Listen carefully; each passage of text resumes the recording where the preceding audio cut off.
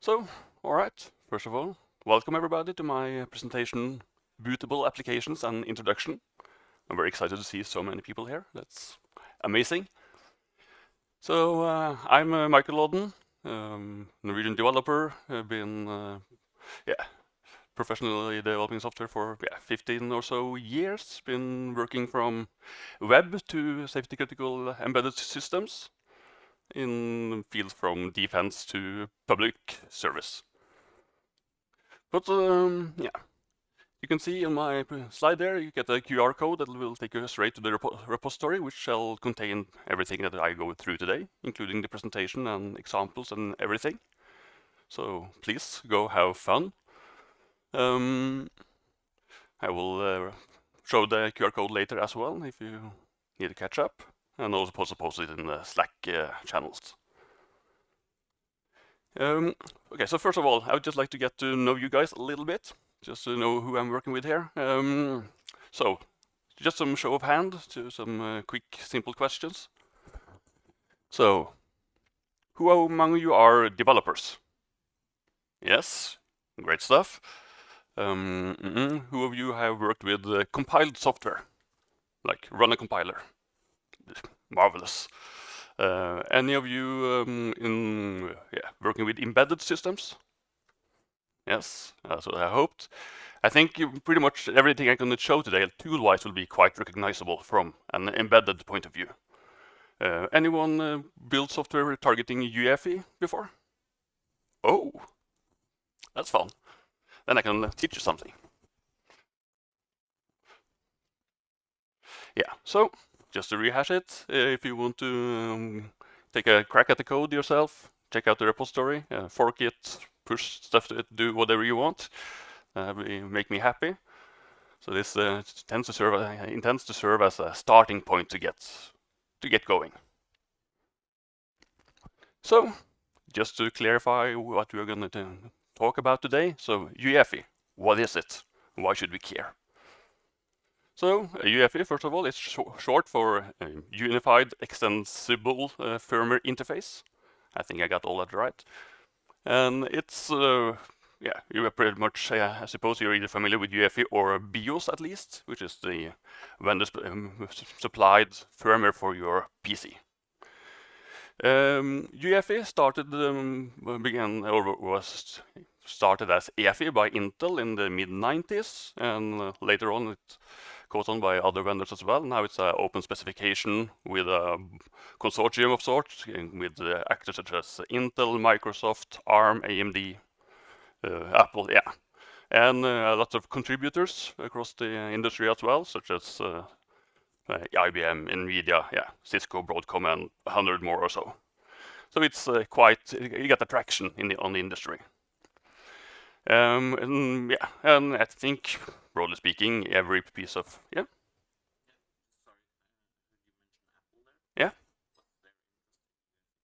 they support it. You can, Is that used on Macintosh as well? Yeah. Okay. So I can show you on my MacBook Pro there that it supports UEFI. They don't have the most complete implementation of it, but they do support it. Okay. So on their laptops and such. So that makes this quite fun. So pretty much every piece of commercial PC Mac from the last decade at least, and probably going further back, will support UEFI. That's a fair gamble. On PCs, you might need to enable UEFI boot mode and perhaps disable secure boot if you're going to run these examples, but they are also supported. Yeah. So what does UEFI do? It provides it's an interface, it's a specification, it's a contract between the hardware vendors and initially the operating system producers, or us today. So we are going to look into how we can create an application that will take the place of the operating system and interface with the hardware as supplied and introduced us via the UEFI interface.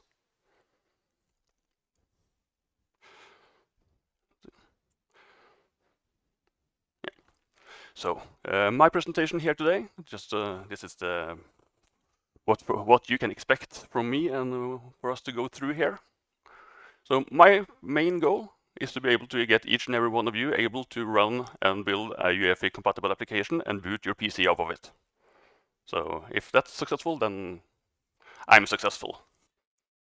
So of course, there are lots of different PC combinations stuff out there. There might be things that are breaking, but you should be able to get started. And I will also introduce to you a way to test this locally via an emulator. So you should be all ready to go and experiment.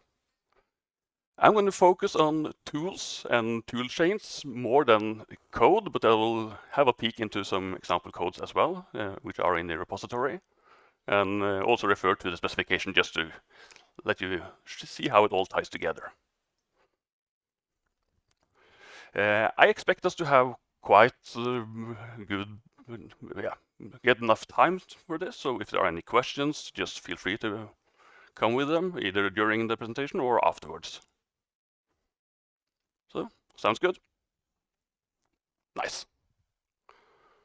So, why? To quote the question that I got from every single family member and friend that they introduced, who I pitched this talk to. Why should you care? Why should you create a bootable application? We got operating systems, so why should we care? Now, of course, you are embedded developers, so I guess you get the idea of being able to bypass lots of millions of lines of code and better access the hardware underneath. So I don't think that's a tough sell here.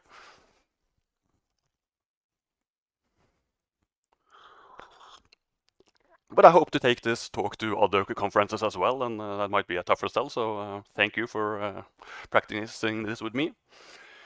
That's I think there are three parts to this for me. It's one thing is that kind of a counter reaction to the software trend that we build everything on top of everything that come before. We move further away from the concrete hardware. We go to cloud. We rely on LLMs. We give up huge amounts of control for some gain, but is it worth it? So I would like to propose a counter reaction to take more control over our own hardware and get rid of libraries that we don't need and really get to play with the core of it all. So this won't be UEFI from scratch. This will be, and this is an introduction, so we won't go deep down to each and every dirty bit here, but it should be enough to get started and work around from it. And also, it's fun. Do we need any better reasons? I think it's fun.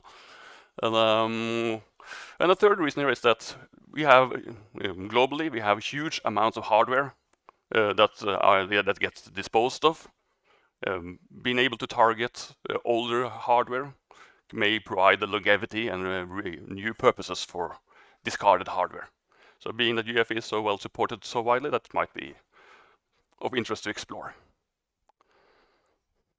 Besides and after all this, my goal to why do this is that I hope that to inspire some of you to start toying around with this. See where it can take you. I'm going to present some very basic examples just to get the ball rolling. So, architectural overview. So, just to contextualize everything, we got some piece of hardware, your PC, your laptop, your stationary, something. It comes bundled with a motherboard, a CPU, RAM, some network device, some kind of integrated graphics device usually. That's not required by UEFI, but most our commercial hardware do this. And when they come with some vendor-supplied firmware, we're not going to care too much about that, but because we're going to target UEFI, which is the interface that they're contractually obliged to fulfill. And then we have our operating system, or in our case, our bootable application.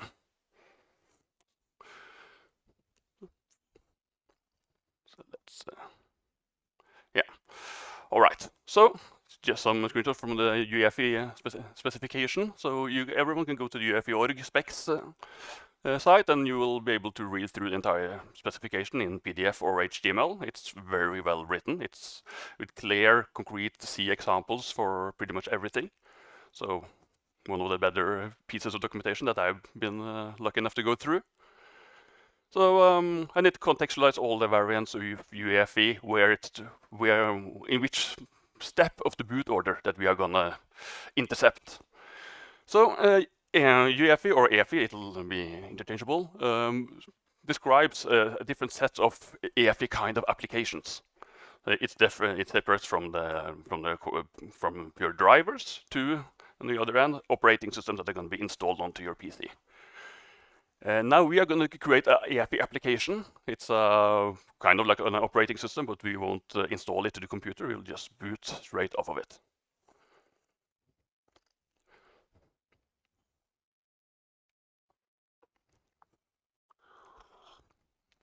And if you go start to look at the UEFI specification, you will see that it's split into two different core parts. It describes some services and a bunch of protocols.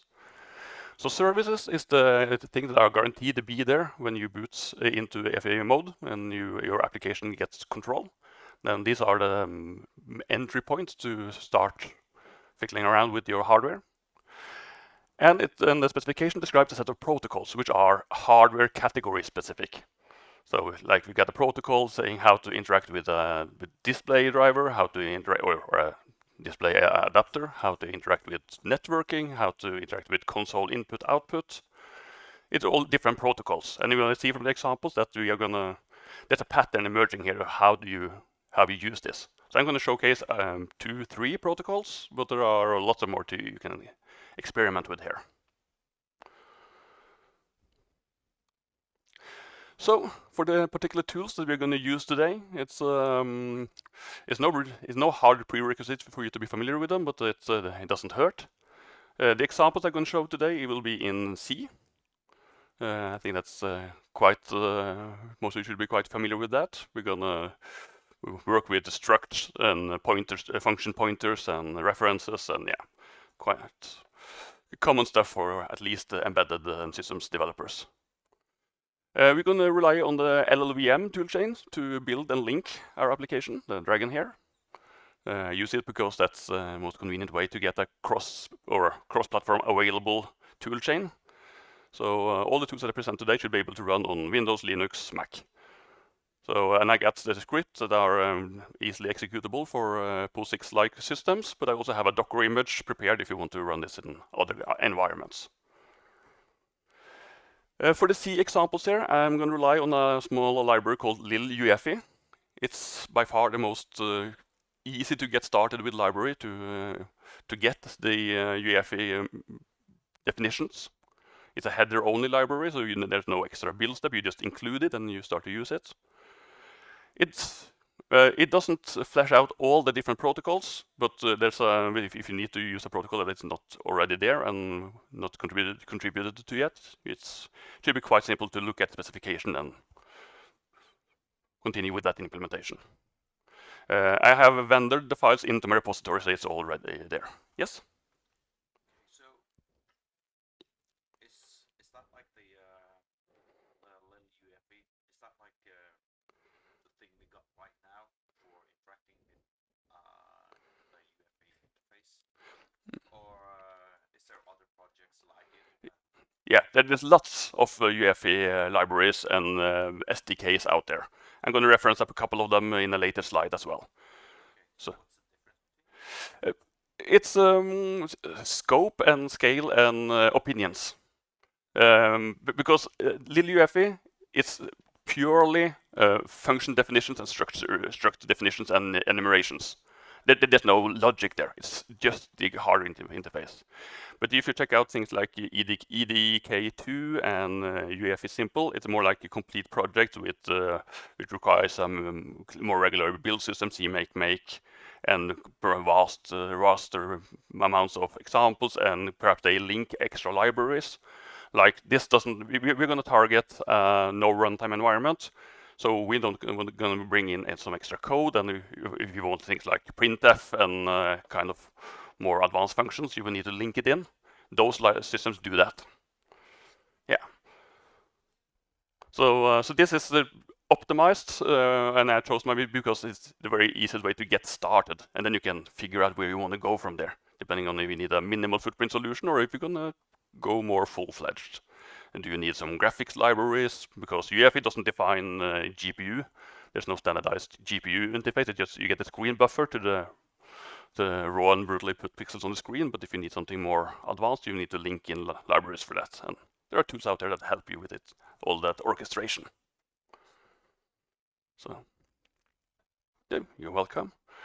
And for simple testing locally, we're going to use qemu as an emulator.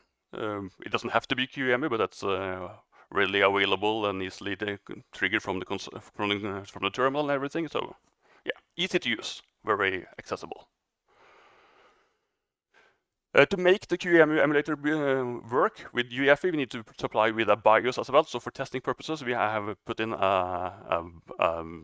yeah, I'm going to show you it, but a particular BIOS that provides EFI capabilities to qemu. So that's with this whole package in here. So the process, what are the steps you're going to do to go from source to a USB stick that you can boot off of? We're going to start here, and I think the main flow here again should be quite recognizable. We have some source file. I have 3 prepared, or 4.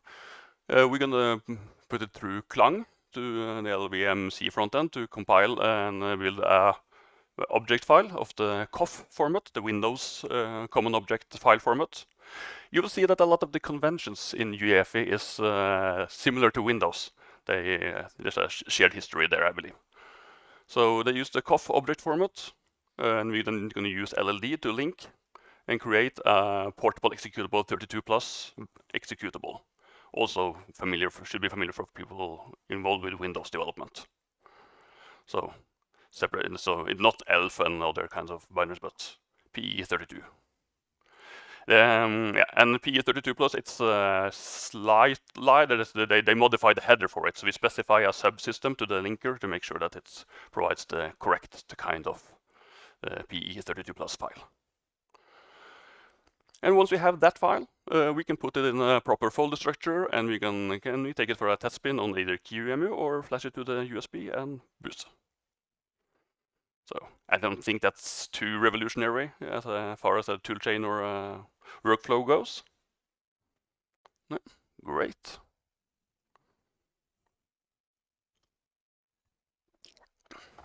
Let's take a look.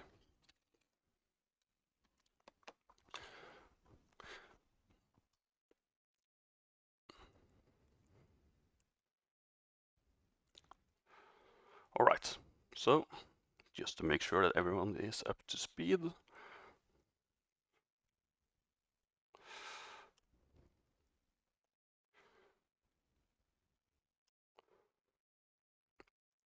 So the repository, can we turn off the lights in front of it? Or maybe I can turn on light mode.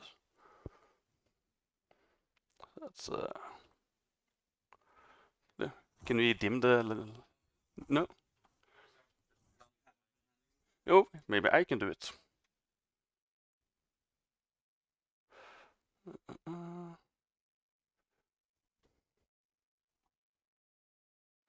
Okay, I'm not good.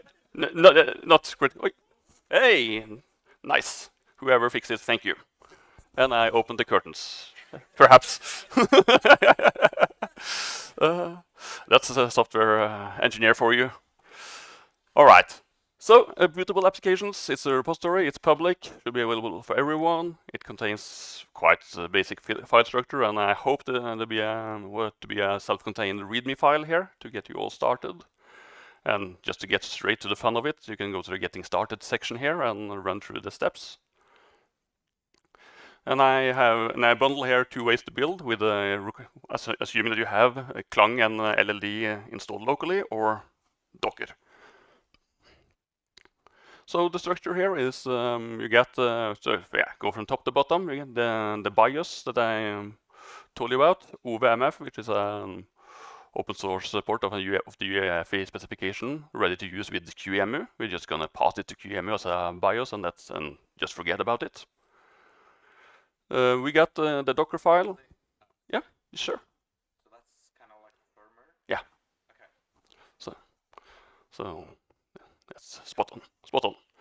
All right, so again, I've been striving to keep this as minimalistic as I can. There are, of course, lots of ways to take this further, but here's a Docker file based off of Ubuntu, where I install Clang and LLD, the LLVM linker, and then install M2s to create image files. I see I've written ISO there, that's not correct, it's IMG, but so I'm lying already.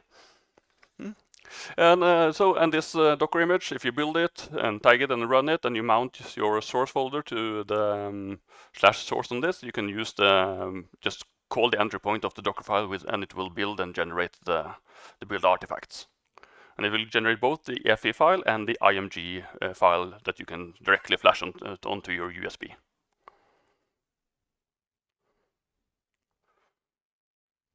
So, and for as far as, and I get, so and I bundle it with a build script here. It's pretty much identical to the build natively script down here, except some folder fun.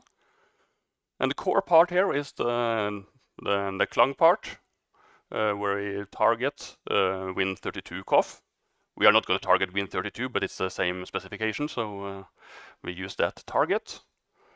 And we're going to use LLD link to link it. We supply with the entry point function. It can be whatever, but you need to be consistent with the examples and the code. And I choose to don't use main because there are some possible conflicts with certain tool chains there. Of interest here, we got the subsystem EFI application. Not all linkers support this subsystem. So MSVC does, and LLD link pretty much mirrors the Microsoft compiler and linker. So that's all good. Otherwise, we might need some adapted toolchains to have this available as a particular subsystem. And then we create the EFI file and put it in a folder structure, which is identical to what EFI expects you to do. It's from the root now, this will be /EFI/boot, and it will be called bootx64.EFI. So that's how it needs to be on the USB stick, and if we mount this folder directly onto qemu, that's also how it's required to be. And we pass it the object file to build. Yes? COF format you're talking about? Yes? Could you change that to something else? No. It's It has to be that. yeah. So that's strictly specified by UEFI standard. So COF and PE32 plus are hard requirements. I see. Another question. Sorry. Yeah, please. No, please. So the LLD here. Yes. So it takes your object file Mm-hmm. and combines it with something else, I reckon. But pretty much nothing in our case. It just takes a library file and creates an executable out of it. Okay. Yeah, and provides an entry point definition. Okay. So the definition of the entry point is within that command. So yeah, okay. So What is the definition in your yeah, so there's a function in my file. You will see it in a short while. It's I called it EFI main. So you just reference it. Yeah. So, and it doesn't have to be that. So yeah, you're really welcome. So, and I appreciate the interaction. Yeah, and I also, for convenience here, included the steps that will create the image file, which is prepared to be flashed. It isn't required for if you're going to do quick round trip locally, but this doesn't take much time either way. So it takes the EFI file that we've built in the step before, and we're gonna create an image file. Just some variable stuff here to allow us to build the different examples and have them side by side. But to create an image file, make sure that it has the proper folder structure and put it on the expected location. And if you do a build with the Docker here, it's just triggering the Docker script, that Docker container that has been created, or image that has been created with the script down here. So quite basic stuff, I believe. Well, but the output should be exactly the same. I also put in some scripts here that will allow us to easily test it locally, run image and run mount. They do pretty much the same. They call qemu, qemu of the correct variant for our system at least. It passes it the BIOS file. Otherwise it won't be able to boot UEFI. And then we mount a drive onto it, and we are going to pass it the image file. The run mount mounts the direct file structure directly. So these are functionally identical, but one emulates a USB drive and the other just uses the files that you get locally. All right, so that got very dark. So let's test this. So the hello C file, it's the most comprehensive one. It defines it includes the little UEFI library. Yeah, of course. There, is this good? Yeah, wonderful. So include the little UEFI library. It's we can take a peek into that afterwards, but it's not critical here. We'll rather focus on how we use it. So we got the main function, and this signature is strictly specified by the specification. It has to look like this with regards to the return value and the arguments that it accepts. It accepts a handle, which is an internal UEFI reference to your own binary. We won't use that, but we get a system table pointer here. And that's a pointer to our structure, which will be our entry point to everything. Yeah, so and I tried to point you to the correct documentation point every step of the way here for this example. I haven't done it for all the examples, but you'll get the gist of it. And it's easy to take something here and search for it in the specification and find it. It should be quite trivial. So in our case, we override a watchdog timer, which will cause EFI to boot or abort our application after 5 minutes, which is like default EFI behavior. So we just disable that timer if you don't want it. We are not going to have 5-minute running applications here, but just to show you, in case you wonder why your PC just reboots. It took me by surprise.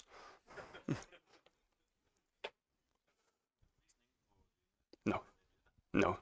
So perhaps some safeguard, but I don't really know. So it's a good question though. All right, so yeah, I think I'm going to just jump into VS Code because then we can get some interaction.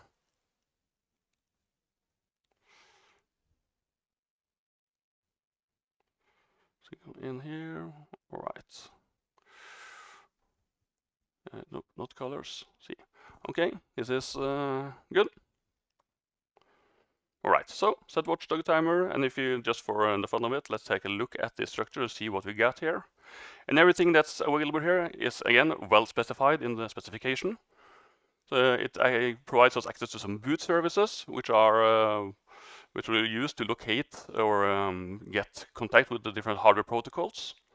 There are some configuration stuff. There are some structure for writing to console and reading from console, for instance, keyboard input. And a handle for the console input and the console output for convenience. Yes, I think that's the most interesting part that we are going to look at today. So we're going to dive deeper into boot services and into the console in and console out.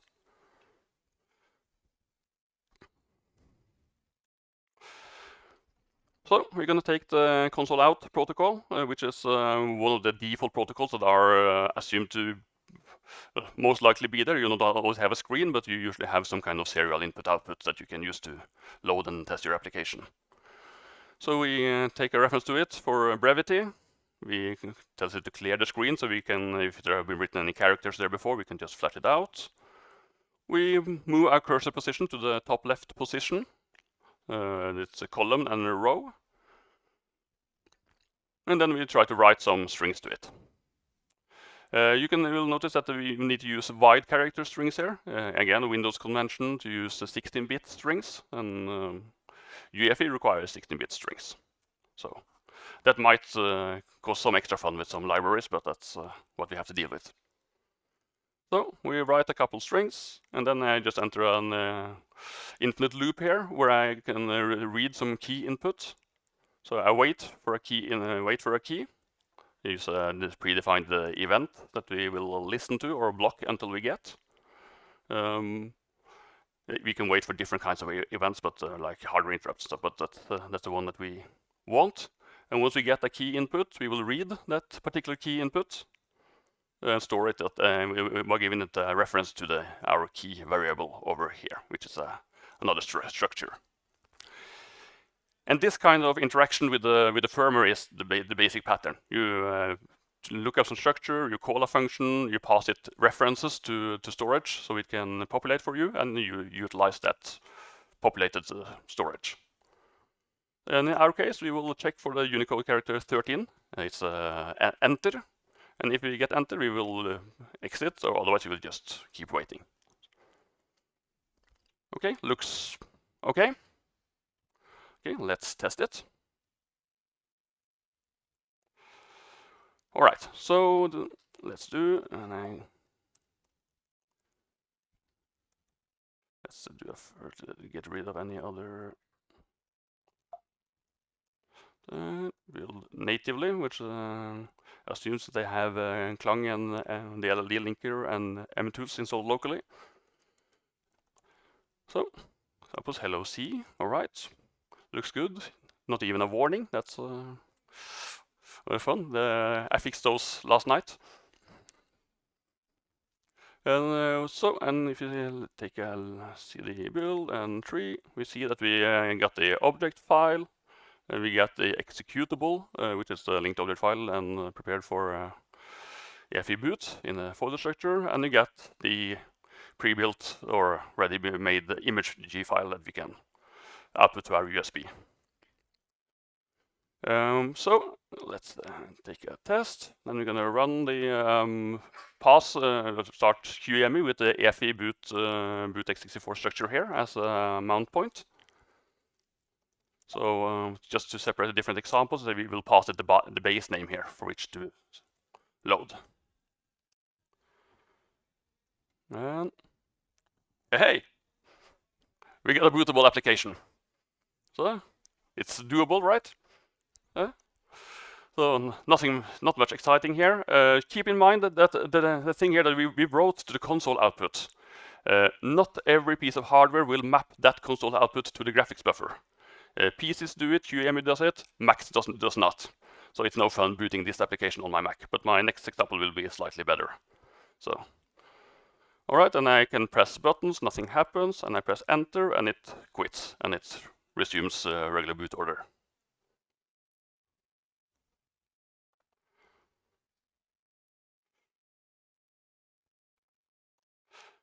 So that's the basic gist of it, and then you can start to create the other applications, probe the different protocols, and do stuff. So to give an example of that, I will take a look into the colors example. Here I'm going to get hold of the graphics buffer and poke some pixels onto it. That's where we start to get fun, I think.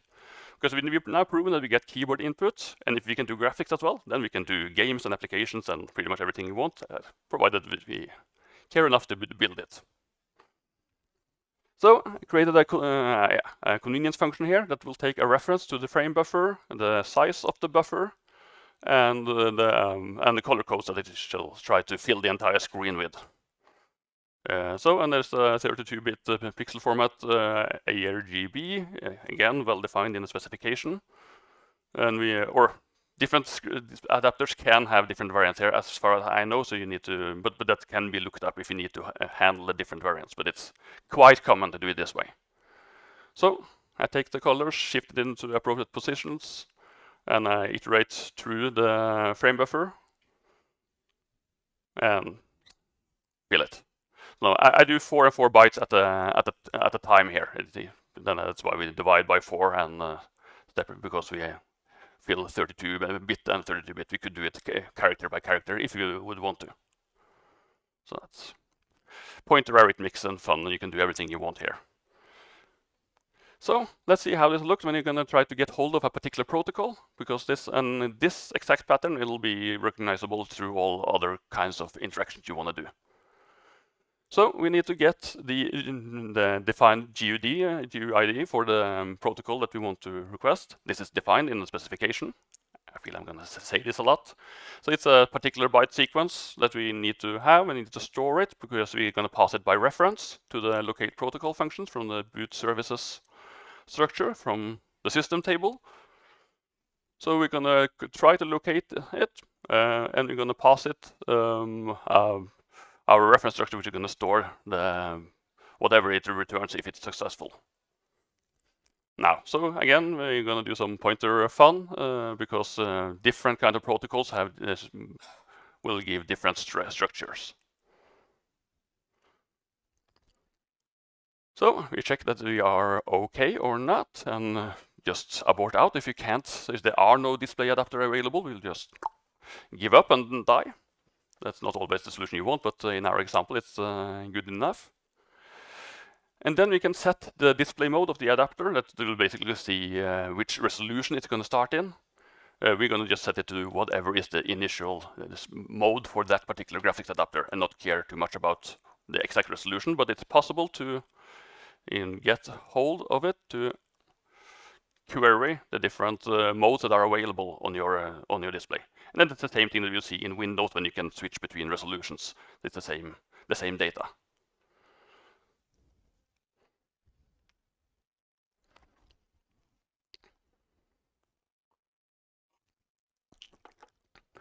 All right, so we got past here. We have got a graphics output protocol structure that we can play with. We have put it into some mode.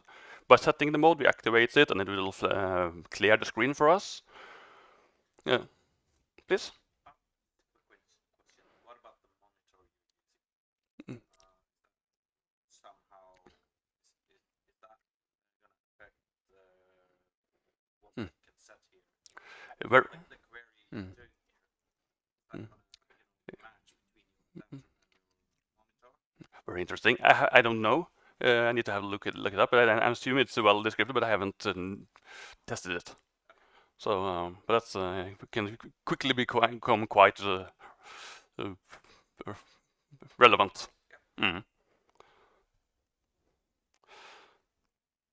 All right, so we get the graphics output structure. We pre-allocate some structure or an integer and a structure that we're gonna get data into, just like in the previous example. And then we're going to store the reference to the frame buffer base address, which is a pointer to memory, in which we can start to switch bytes and bits to put colors on the screen. Yeah, we're going to get the size. We can also do stuff as check what's the resolution that we have active right now. So if you need to do some calculations based off the edge of a screen or anything, then you can query the specific resolutions here. And the pixel format as mentioned earlier, if you need to support different RGB variants.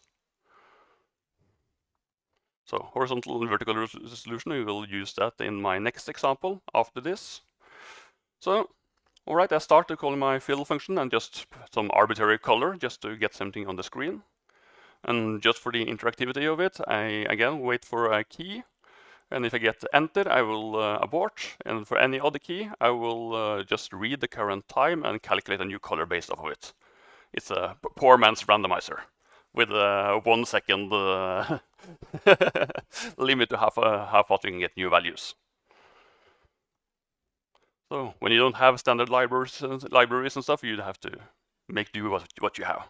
But there's nothing stopping you from building some libraries for this architecture and link it. But we're keeping it simple.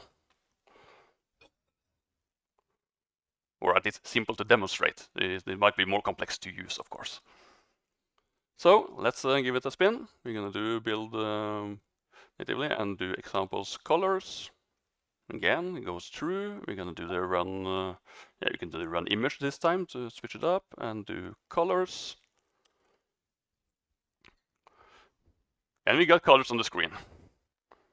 There. And let's press some key, and we get new colors.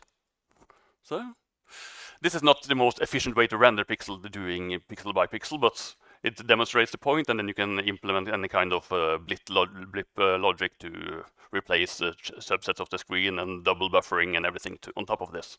But this is the core mechanic needed to get something on the screen. And I press enter, and we get out. All right. Fun? Yay? Nice. So, and then just to prove that that this actually works, I'm going to take this application, flash it onto a USB, and boot my Mac off of it. So I will, of course, have to reboot my main computer here, but hope you will bear with me. So, the exact process of flashing a USB is operating system dependent. I've added a script here for flashing it with Mac OS tools, but yeah, any way that you would flash a Windows installation or a Linux installation flash will do. Yes? I'm not too familiar with how does a .png file differ from an ISO file? Very good question. And I don't know the particulars of it. No, but most tools support them both. So so as long as I get once it flashed onto this drive, it doesn't care, doesn't matter. So it's just a packaging in the first step here. So just pick the format and the one that was suggested in the main toolchains and used it. Yes, Eirik? I assume you have now one display on your actual computer and one connected projector. So, have you tested that it's going to work? No. My plan was to have a different laptop here, but it broke down. So I'm going to take my Mac and show it. So we're working with the embedded like. We need to improvise.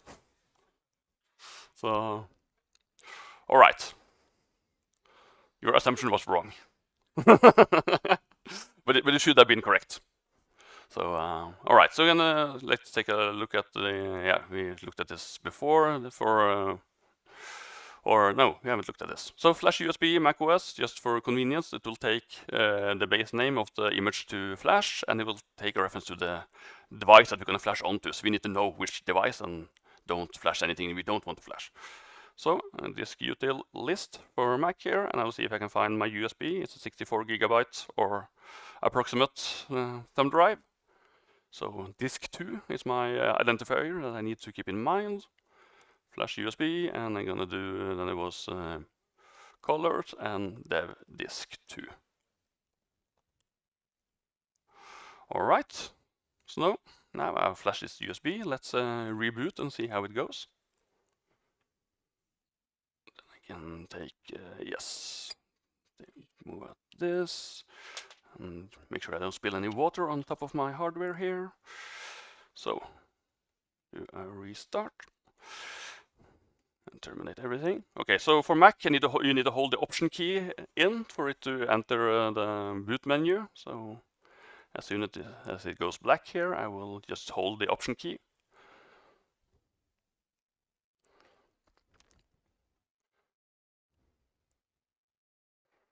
All right, so I choose to boot from my FE boot drive instead, and we got the colors.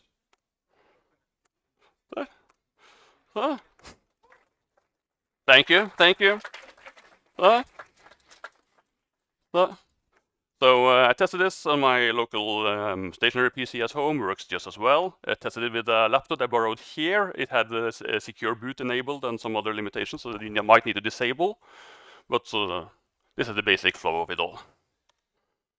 So let's boot and get back up and running.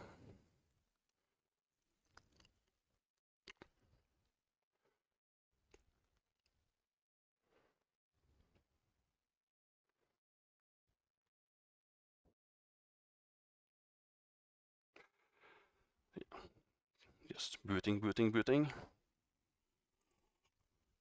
Please. Yes, you can, but you can target ARM as well, but you need to adopt the. Yes, behind there.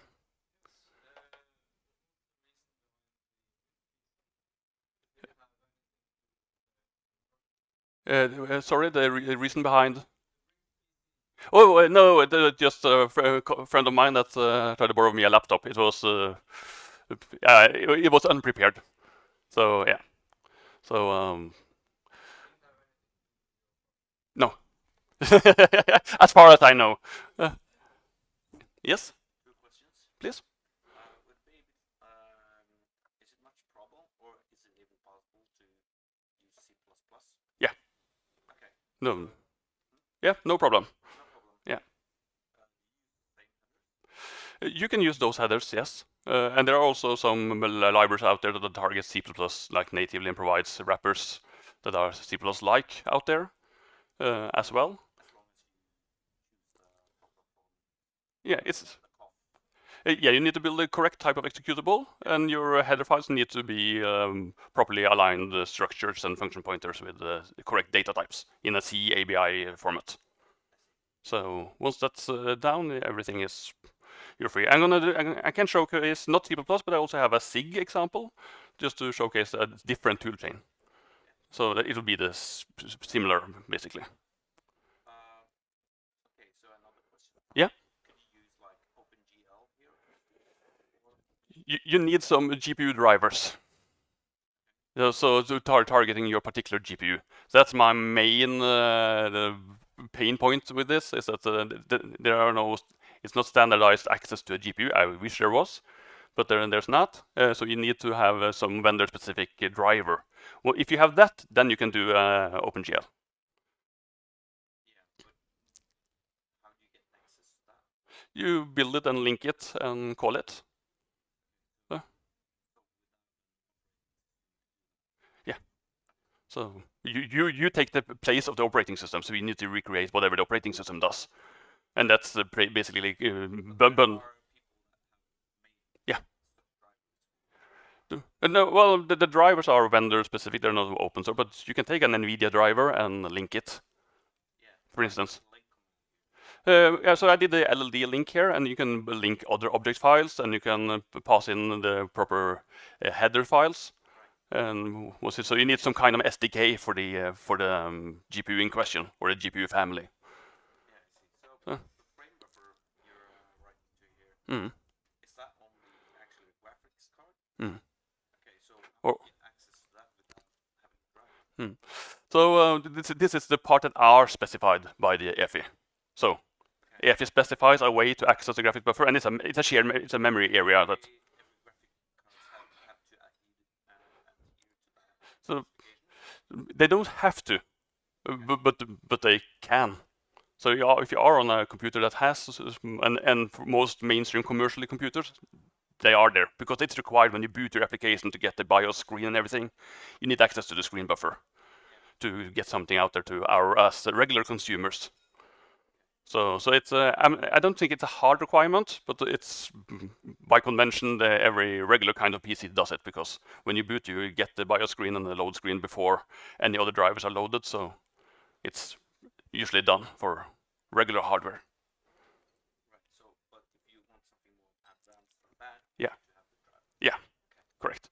So you can do quite advanced thing on top of a screen buffer, though. People made games for a while with that, but eventually, if you want to do some 3D advanced 3D or You're using the CPU, right? yeah, You use your calculation before. correct.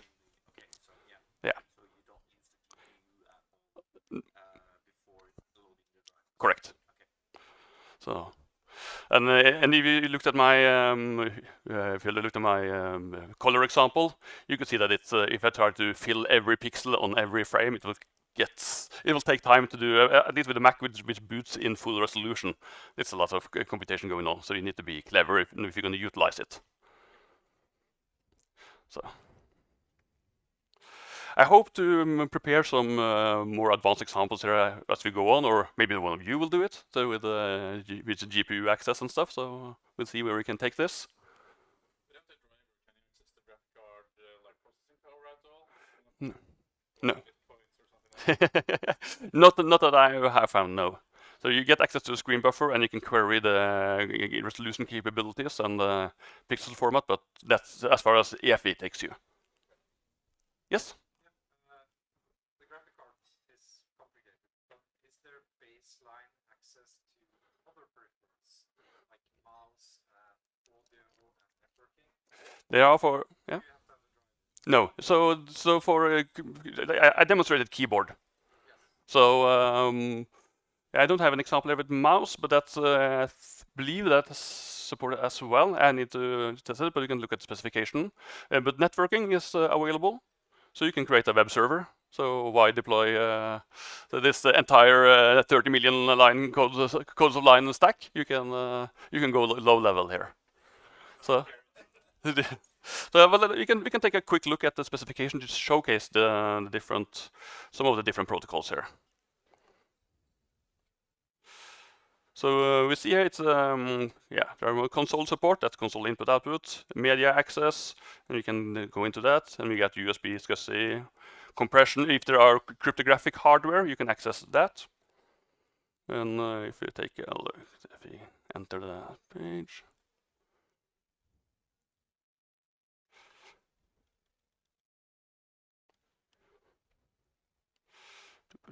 Let's have a look.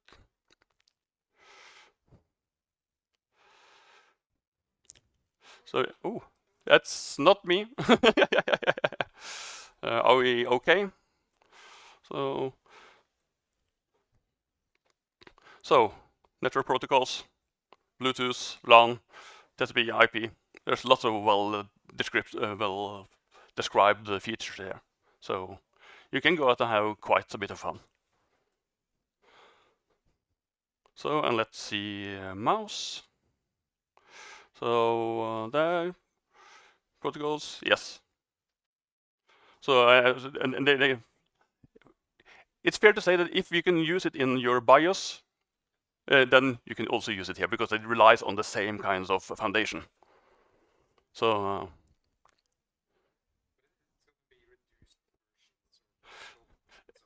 yeah, because you have an advanced logic mouse with a hyper sets of capabilities and driver requirements and stuff. If you're required to install a driver in Windows, those capabilities won't work here. So that's the base assumption. So yes, very good. Great questions. Appreciate it. So, and we are spending our time. Okay, so let's see. I have just a final example for we can start to wrap it up.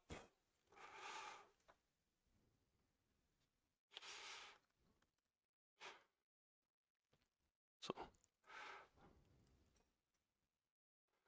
just to put a couple of the pieces together here to prove some basic functionality. Let's see. It's cold boot. It's not too happy, but there. Okay.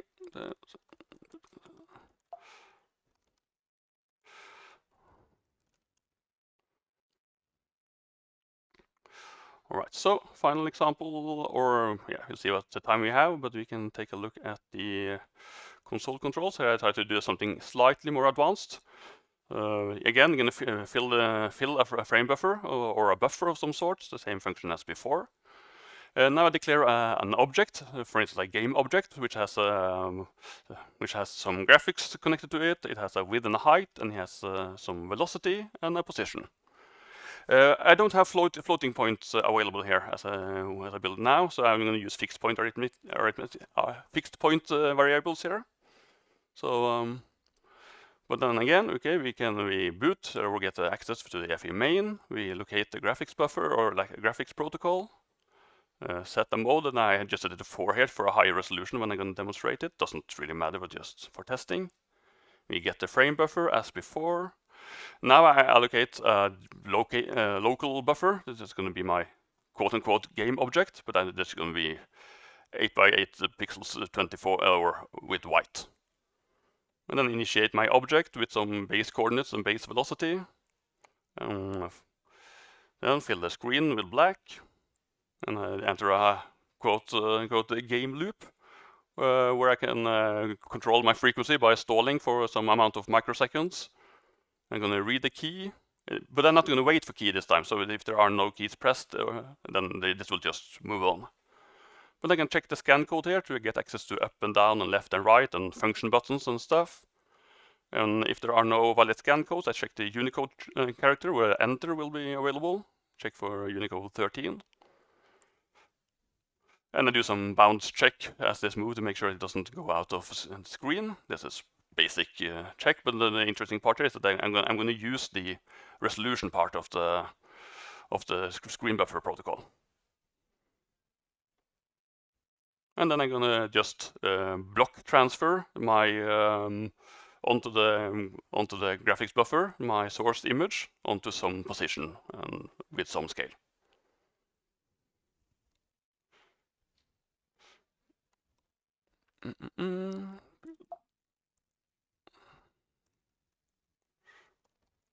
Console controls, and we do run mount.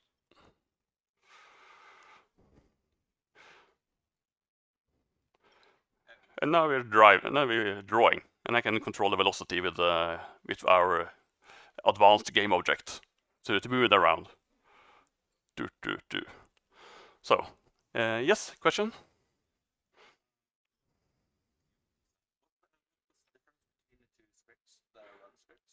All right, so it's whether or not they mount the file structure directly with the EFI bootx64 EFI file as a bootable drive directly onto qemu. The other one uses the image file that we built and mounts the image file directly. So just to verify that the image file functions before I flash it to the USB. So let's see here. It might be more noise than gain here, but no,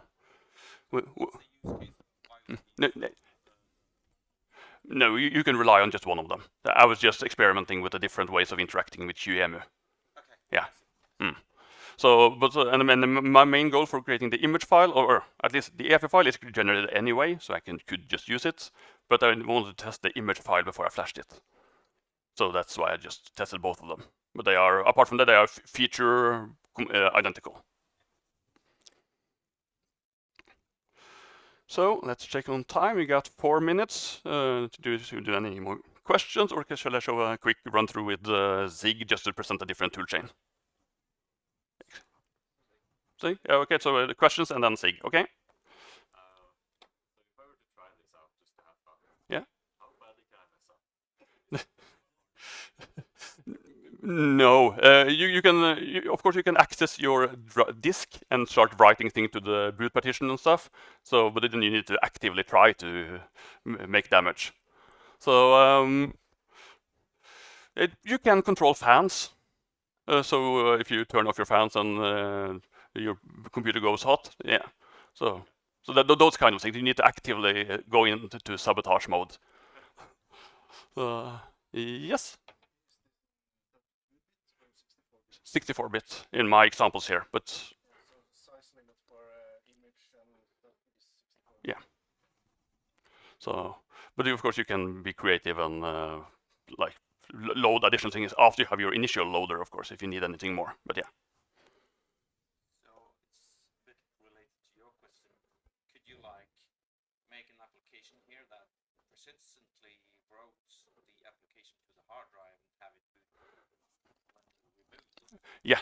And would you be able to do that easily with the API from the Yeah, they describe everything there.